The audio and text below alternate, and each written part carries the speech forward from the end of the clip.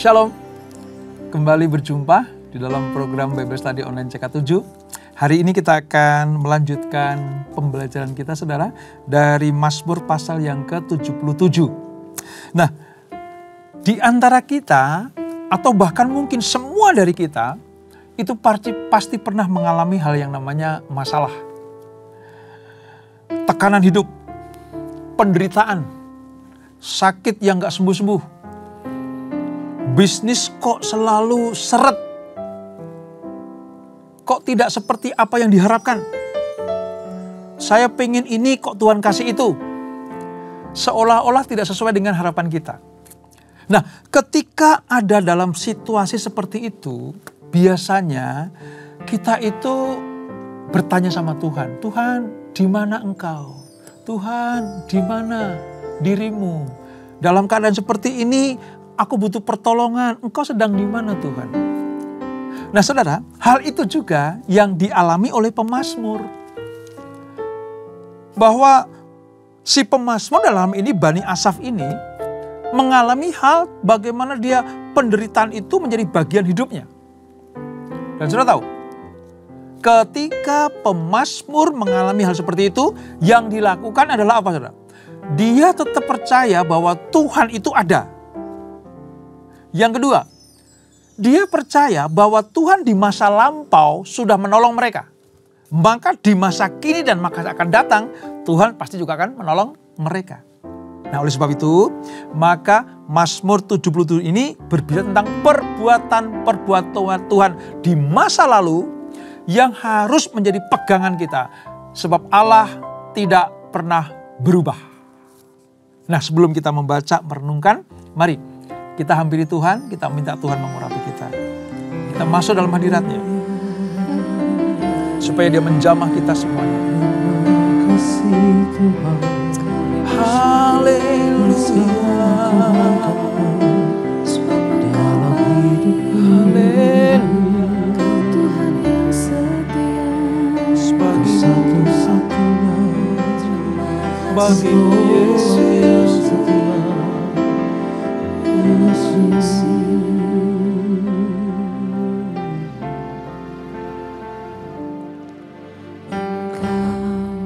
Tuhan yang setia, waktu-Mu selalu yang terbaik. Engkau Tuhan sandaranku, dan ku hanya kan berharap padamu. Satu-satunya yang ku andalkan, satu-satunya yang ku percaya. Engkau sumber kekuatan, sumber pengharapan, sumber kedamaian. Satu-satunya yang ku andalkan, satu-satunya yang ku percaya. Engkau Tuhan memberkati, Tuhan penyembuhku, Tuhan pemulihku. Kau Allah Tuhan satu-satunya. Engkau Tuhan yang setia, waktu-Mu selalu yang terbaik. Tuhan Allah sandaran. Tuhan sandaranku, kami hanya mau berharap kepada dan ku hanya kan berharap padamu. Satu-satunya yang ku andalkan, satu-satunya yang ku percaya. Engkau sumber kekuatan, sumber pengharapan, sumber kedamaian. Satu-satunya yang ku andalkan, satu-satunya yang ku percaya. Engkau Tuhan memberkati, Tuhan penyembuhku, Tuhan pemulihku. Satu-satunya yang ku andalkan, satu-satunya yang ku percaya. Engkau sumber kekuatan, sumber pengharapan, sumber kedamaian.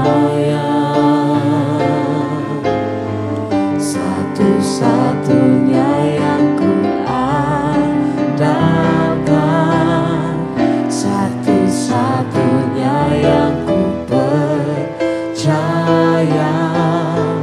Engkau Tuhan memberkati, Tuhan penyembuhku, Tuhan pemulihku.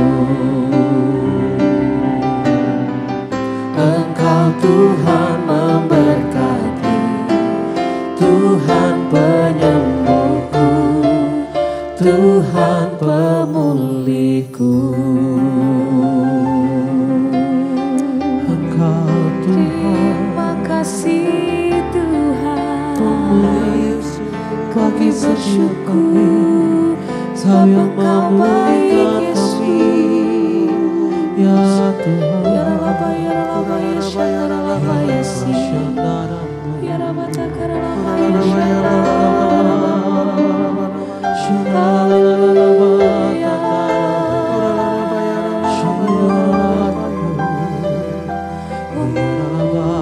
Terima kasih Tuhan, terima kasih Yesus. Mengikut Yesus, itulah kesukaan hatiku. Ku lepas semua hakku untuk mengenal kehendaknya di hidupku.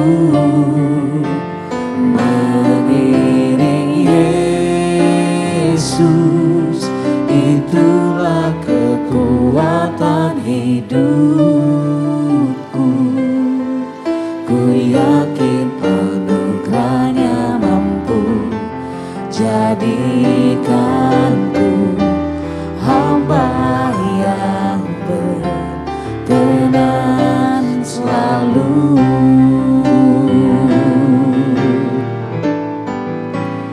Mengikut Yesus, itulah kesukaan hatiku. Ku lepas semua hakku untuk mengenal kehendaknya di hidupku. Mengiring Yesus, itulah kekuatan hidupku. Ku yakin anugerahnya mampu jadikanku hamba yang berkenan selalu.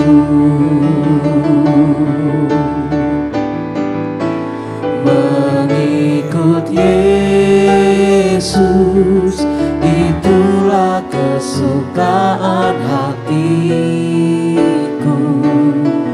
Ku lepas semua hakku untuk mengenal kehendaknya di hidupku. Mengiring Yesus, itulah kekuatan hidupku.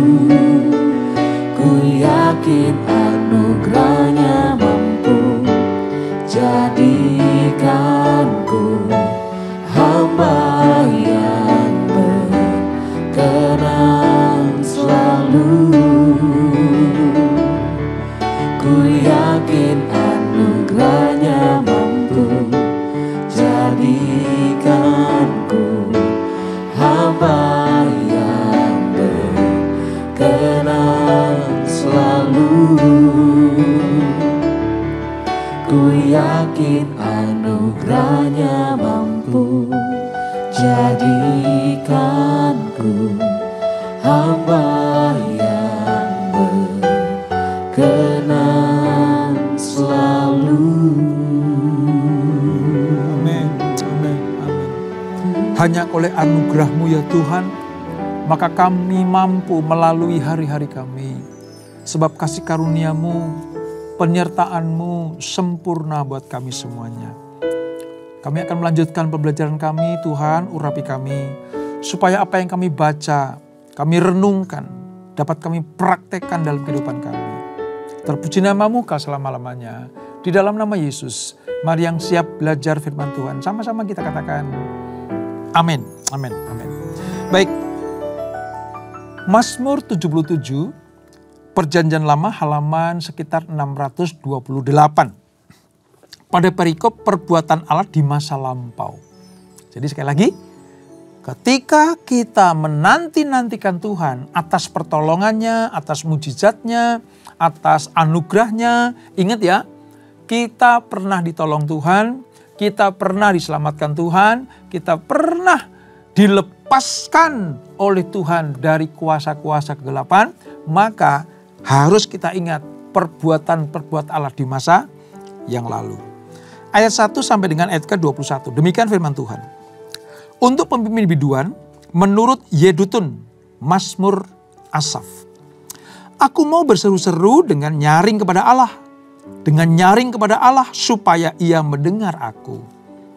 Pada hari kesusahanku, aku mencari Tuhan. Malam-malam tanganku terulur dan tidak menjadi lesu. Jiwaku enggan dihiburkan. Apabila aku mengingat Allah, maka aku mengerang. Apabila aku merenung, makin lemah lesulah semangatku.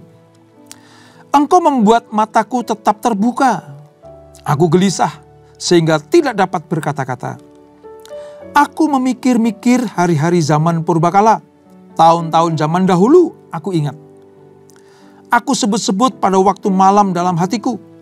Aku merenung dan rohku mencari-cari.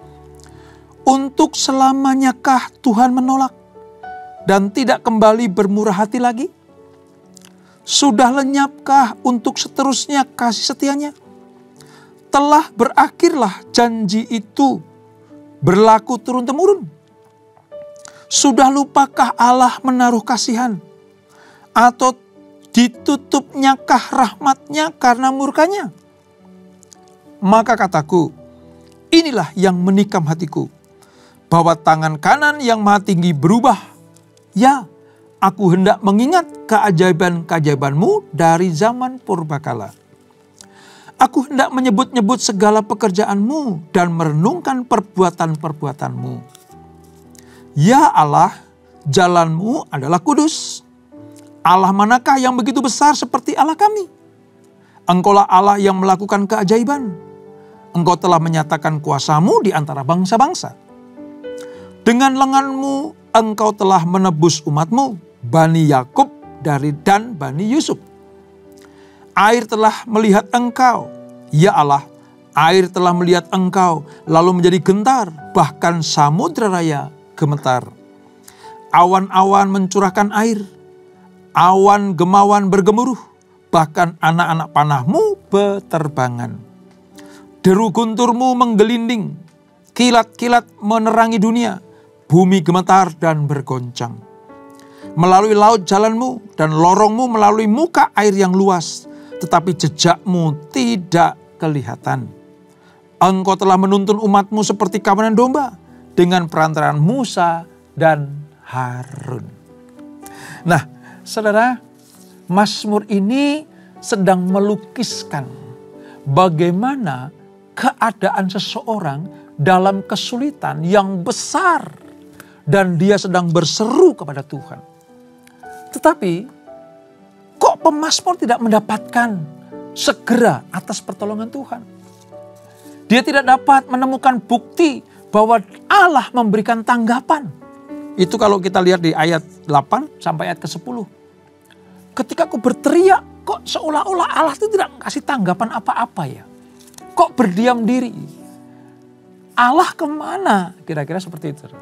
Nah, kadang sebagai orang percaya yang sudah setia kepada Allah, melayani dengan luar biasa, berharap penuh kepada Tuhan, kadang-kadang ada dalam situasi yang sama seperti yang dialami oleh pemazmur ini. Namun demikian, seperti pemazmur bertindak, harusnya kita berseru kepada Tuhan siang dan malam. Ayat 2 dan 3 itu. Ya. Berseru dengan suara nyaring. Bahkan diulang lagi tuh. Dengan nyaring kepada Allah supaya ia mendengarkan aku. Jadi tindakan yang pertama adalah menghadapi situasi yang sulit. Keadaan yang menekan. Beban yang begitu berat. Hal yang harus kita lakukan pertama adalah berseru kepada Tuhan. Ini dilakukan oleh pemazmur. Dia memberikan teladan buat kita semuanya. Jalan keluar tidak ada di tempat lain. Jalan keluar tidak kita temukan di pribadi lain selain Allah. Sebab itulah maka kita diajarkan. Jalan satu-satunya untuk menerima kelepasan, pertolongan, pemulihan hanya kepada Tuhan. Sebab apa, saudara?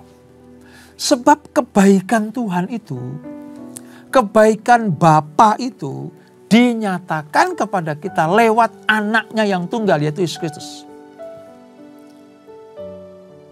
Ia yang tidak menyayangkan anaknya, artinya dia yang mengutus anaknya sendiri. Menyerahkan kepada kita untuk apa? Nyawanya ganti kita. Menebus hidup kita. Kalau nyawa anaknya saja diberikan kepada kita, apalagi hal-hal yang lain. Bagaimana mungkin Allah tidak mengaruniakan segala sesuatu kepada kita jika kita hidup di dalam kebenarannya. Itu pengertiannya, saudara. Mengapa kita berseru kepada Allah? Karena Tuhan Bapa di surga saja memberikan anaknya yang tunggal. Apalah artinya kesulitan-kesulitan hidup ini? Apalah artinya penderitaan yang sementara ini? Tuhan pasti campur tangan. Tadi kunci yang pertama apa, saudara? Berseru-seru kepada Tuhan. Pemazmur sedang mengalami hal yang seperti itu. Berat. Dan ia merasakan tidak mampu menghadapi situasi ini dengan sendiri. Dia tidak sanggup dengan kekuatannya untuk memikul beban yang terlalu berat ini. Maka dia berseru kepada Tuhan. Dan yang lebih luar biasa lagi, pemazmur berkata, ia tidak larut dalam penderitaan. Ini kuncinya. Yang kedua, berseru-seru kepada Allah. Dan yang kedua, jangan larut di dalam penderitaan. Sebab kalau kita larut dalam penderitaan, sulit untuk menemukan jalan keluar. Orang yang terlalu dalam, bergumul sampai lupa Tuhan, itu akan sulit mendapatkan jalan keluar. Banyak sekali peristiwa seperti ini yang terjadi di Alkitab kita. Ya, orang-orang benar diizinkan menderita, seperti Ayub, ya, seperti para rasul. Orang benar diizinkan menderita. Pemazmur memberikan jalan keluar bagi kita semuanya. Selain mencari Tuhan, berseru kepada Tuhan, jangan larut di dalam penderitaan. Tetapi apa, saudara? Belajarlah untuk tetap percaya kepada Tuhan. Sebab Tuhan sudah melakukan perbuatan-perbuatan yang dahsyat di masa lampau. Pemazmur tetap mencari Tuhan dan mengingat-ingat perbuatannya di masa lampau. Memang sih, saudara, ya, di dalam pergumulan yang berat seperti ini, ya, itu kadang-kadang kita susah mencari tangan Tuhan, itu susah sekali. Karena apa? Seolah-olah kok tersembunyi gitu. Tuhan itu kok menjauh gitu. Kok Tuhan berubah setia ya? Kira-kira seperti itu, saudara, ya. Ayat 5-11 itu menyatakan seperti itu. Dengan tegas. Kemana Tuhan? Ya, sudah lenyapkah untuk seterusnya kasih setiamu? Sudah lupakah Allah menaruh kasihan? Semuanya tentang apa? Tentang keluh kesah. Kau kemana Tuhan? Gitu. Sudah hilangkah kasih setiamu? Sudah gak pedulikah dengan penderitaanku? Padahal dulu engkau menolong aku. Padahal engkau sudah melakukan perbuatan-perbuatan yang dahsyat luar biasa di masa lampau. Sekarang kau kemana? Gitu. Sekali lagi, pemazmur memberikan teladan bagi kita semuanya. Dia menolak anggapan bahwa Tuhan sudah tidak ada. Dia tolak itu. Karena banyak orang berbisik-bisik kadang kepada kita. Mana Tuhanmu? Udah gak mau menolong engkau kan? Mana Allahmu? Yang dulu menolong engkau, mana sekarang? Nah, pemazmur memberikan sebuah pelajaran. Dia menolak pengertian-pengertian bahwa Tuhan sudah melupakan umatnya. Ini yang harus menjadi garis besar pelajaran hari ini, saudara. Dalam praktek hidup kita sehari-hari. Kesulitan-kesulitan itu mengintai kita, menanti kita. Selesai masalah ini, timbul masalah itu. Selesai perkara ini, ada lagi perkara yang lain. Jangan pernah putus asa. Jangan mendengarkan kata-kata yang melemahkan iman. Allah tidak menolong lagi. Allah tidak peduli lagi. Allah sudah cuek sama engkau. Tolak itu semua. Sebab apa? Allah tetap setia. Dulu, sekarang, dan selama-lamanya. Yang diminta cuma apa sih, saudara? Tetap berharap dan percaya akan pertolongan Tuhan. Ini yang sedang pemazmur nyatakan buat kita semuanya. Pada saat-saat krisis, kadang kita sulit menemukan Tuhan. Pada saat-saat penderitaan, seolah-olah Tuhan menjauh. Tapi saya mau katakan, iman yang harus tetap kuat di dalam Tuhan, itu yang diperlukan. Itu yang diperlukan. Kalau kita membaca pasal 277 ini dari pemazmur ini, itu betul-betul pemazmur sedang dalam keadaan yang tertindih. Gitu. Tertindih. Sampai-sampai dikatakan begini, sulit menemukan jejak-jejak Tuhan, kebaikan-kebaikan Tuhan. Bahkan iman si pemazmur sedang dipertanyakan gitu. Sampai ke akar-akarnya itu betul-betul dikorek. Apakah engkau tetap setia kepada Allah? Pemazmur menyatakan bahwa aku sulit melihat jejak-jejak Tuhan. Gitu. Kok tidak ada pertolongan segera terjadi? Kadang pemazmur kadang gagal menemukan Tuhan. Walaupun hanya untuk melihat jejak-jejaknya saja. Ayat 20 ya, saya akan ulang ini. Ini penting sekali. Melalui laut jalanmu dan lorongmu melalui muka air yang luas. Tetapi jejakmu tidak kelihatan. Saudara, peristiwa yang sedang dialami pemazmur ini tentang jejak Tuhan kok nggak kelihatan.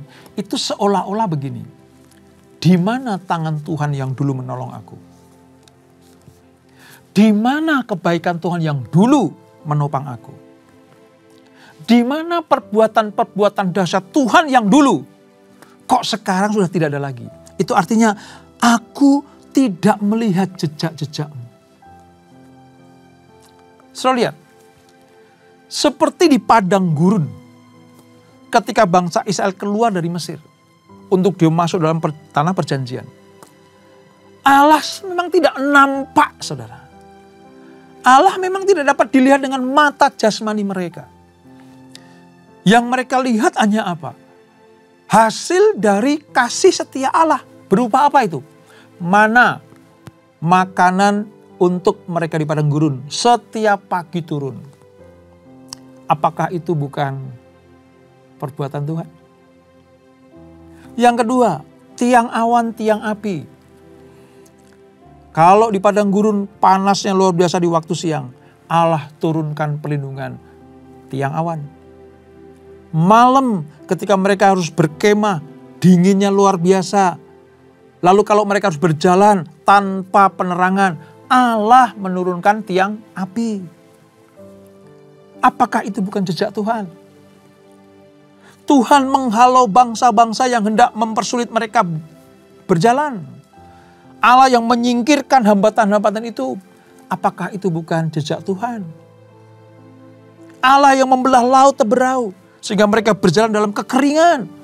Tanah yang kering bisa jalani. Apakah itu bukan jejak Tuhan?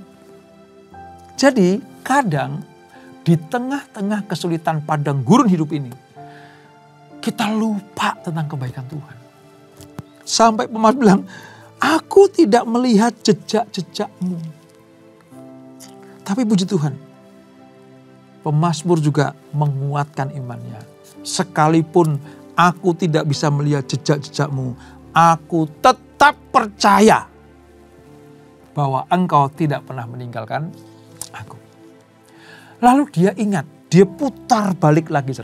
Dia tarik ke belakang peristiwa bagaimana bangsa Israel yang dipimpin oleh Musa dan Harun mampu melewati padang gurun dan laut Tebra itu sampai masuk ke tanah perjanjian. Itu adalah pelajaran yang penting yang ditangkap oleh Asaf ini, untuk diberikan kepada Yedutun, supaya dinyanyikan kepada bangsa Israel generasi ke generasi, bahwa Allah yang menuntun mereka keluar dari Mesir, Allah yang menyertai mereka di padang gurun, Allah yang sama yang membawa mereka masuk ke tanah perjanjian dan mereka diberkati di sana sampai dengan sekarang ini. Allah yang sama itulah yang harus dipercayai, yang harus ditaati, supaya apa? Di tengah-tengah kesulitan hidup, di tengah-tengah penderitaan, kita tidak lupa akan kebaikan-kebaikan Tuhan. Ini Tuhan dengan ajaib memberikan tanda-tanda heran, mujizat-mujizat. Harusnya Israel ingat, harusnya bangsa pilihan ingat, harusnya kita semua sebagai umat pilihan ingat. Hanya Allah kitalah yang mampu melakukan mujizat-mujizat dan tanda-tanda ajaib. Peristiwa yang tertulis dalam kitab suci ini sejak perjanjian lama dan perjanjian baru itu bukti bahwa jejak-jejak Tuhan itu ada. Dalam arti begini, saudara. Masalah jenis apapun, masalah atau problem hidup macam apapun, semuanya ada jejak-jejak Tuhan ketika Tuhan menolong umatnya. Dari perjanjian lama sampai perjanjian baru. Bagaimana Tuhan tidak pernah lalai menepapi janjinya. Ini. Nah, ketika Tuhan sedang melakukan perbuatan-perbuatan yang ajaib itu, menolong umatnya. Kalau di perjanjian lama, tanda-tanda yang luar biasa. Perjanjian baru, mujizat juga yang luar biasa. Tujuannya apa sih? Supaya kita umat Allah ini tertolong dan diberkati. Lalu bangsa-bangsa lain pun gemetar melihat Allah kita. Dan mereka menjadi takut percaya. Takut bukan menjauh kepada Tuhan, tapi takut percaya. Ini saudara. Nah saudara, memang tidak tertulis ya di dalam Alkitab. Tetapi kita kan diberikan akal budi. Saya punya gambaran seperti ini saudara. Saudara tahu, bangsa Israel waktu keluar dari Mesir, itu jutaan orang.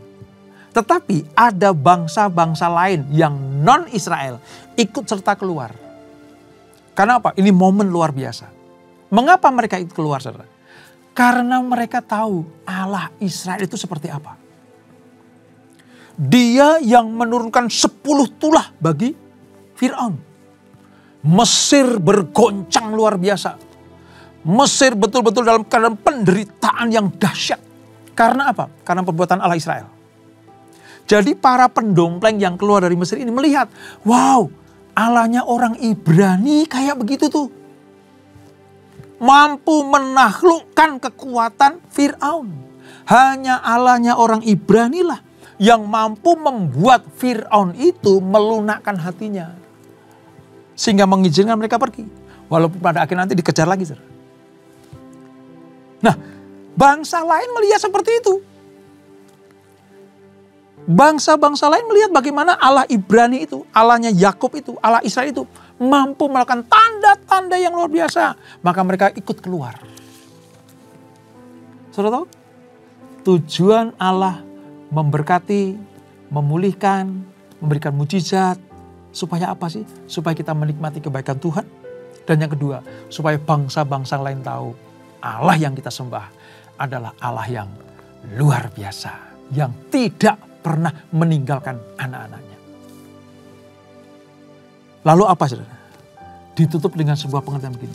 Pemazmur sekarang tahu, sadar bahwa jejak-jejak Allah yang tak mampu dilihat, yang tidak bisa dilihat dengan mata jasmani ini, tetapi pertolongannya, tuntunannya itu betul-betul bisa dirasakan. Lihat ayat yang ke-21 ini. Engkau telah menuntun umatmu seperti kawanan domba. Nah, tadi yang saya ceritakan ya. Memang mereka tidak bisa melihat wajah Tuhan. Tetapi bukankah pertolongannya dirasakan?